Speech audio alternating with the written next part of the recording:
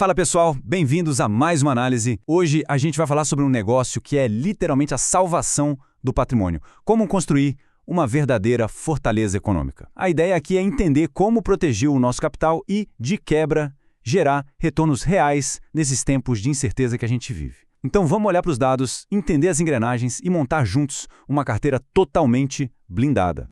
Mas olha só, antes da gente sair erguendo as paredes dessa nossa fortaleza, a gente precisa focar num objetivo central, a famosa rentabilidade real. Basicamente, é o ganho financeiro de verdade que sobra depois que a gente desconta os efeitos da inflação.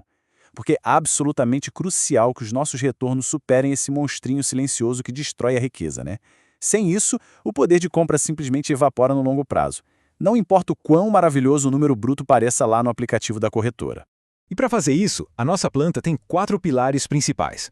A gente vai passar por ações com foco na resiliência, depois o IPCA+, que é o nosso escudo híbrido, seguido pelos fundos imobiliários, os FIIs, e o poder da isenção no setor agro. E no final, a gente vai colocar a mão na massa e ver como alocar R$100 mil na prática. Bom, vamos lá. Ponto 1. Ações com foco na resiliência, que é a nossa renda variável seletiva.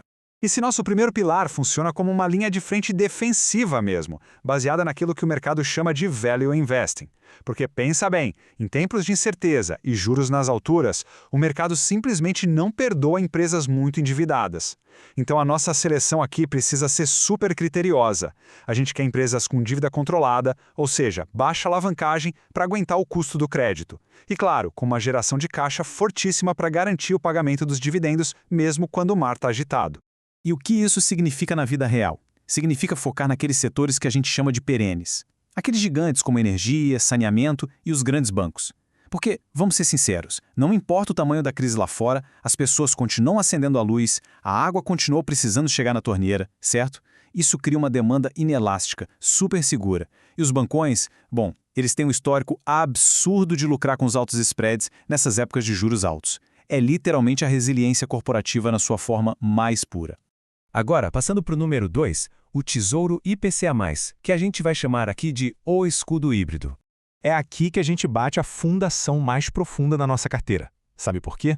Porque ao travar aquelas taxas de juros reais que estão historicamente altas num título como o Tesouro IPCA+, a gente cria um escudo imbatível para as próximas décadas. A mecânica desse título público é genial. Ele mistura as coisas, garantindo contratualmente uma taxa de juros fixa, tipo uns 6%, somada à variação da inflação. Ou seja, matematicamente, o rendimento sempre vai estar acima do que a inflação fizer no período. Para colocar isso em perspectiva, a matemática é muito direta e impressionante. Imagina que a inflação bata lá nos 10% em um ano.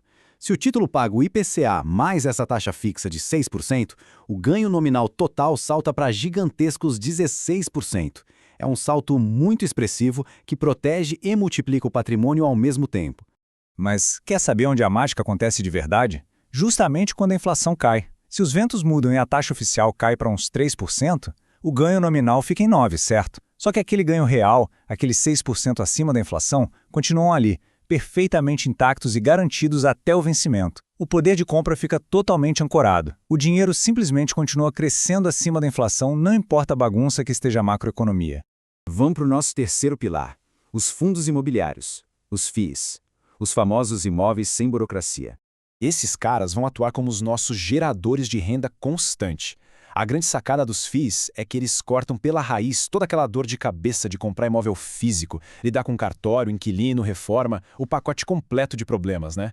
A gente tem duas frentes aí. De um lado, os fundos de tijolo, que são os donos dos galpões logísticos enormes, que alugam para as gigantes do e-commerce, com aqueles contratos de longo prazo já ajustados pela inflação.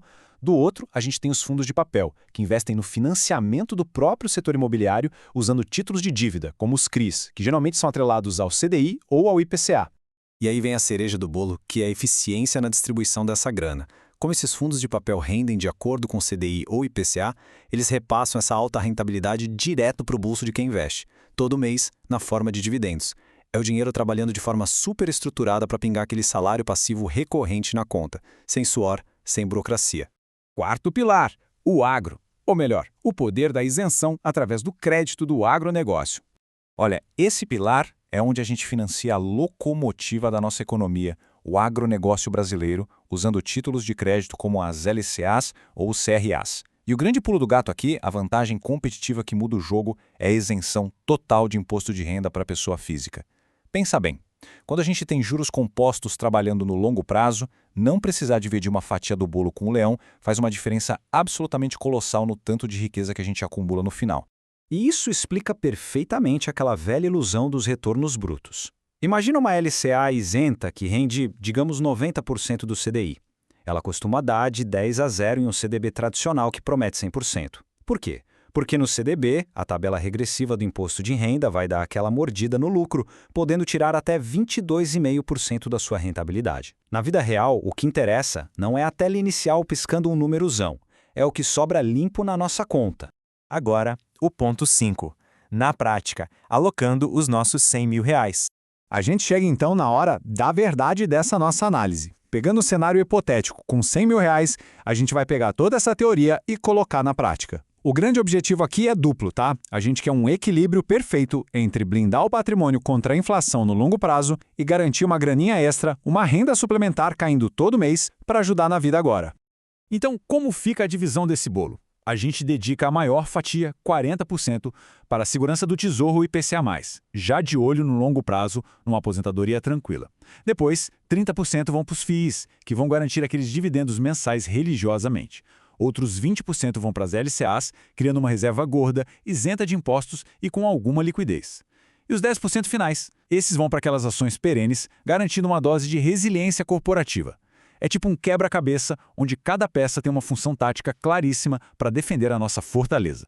E para fechar, eu quero deixar uma provocação no ar.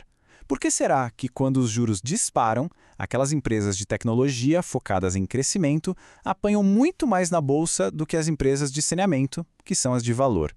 Entender essa dinâmica, essa mecânica de como os juros afetam as empresas durante um cerco econômico é exatamente o que separa uma carteira frágil de uma fortaleza de verdade. Pensem nisso. A gente se vê na próxima análise.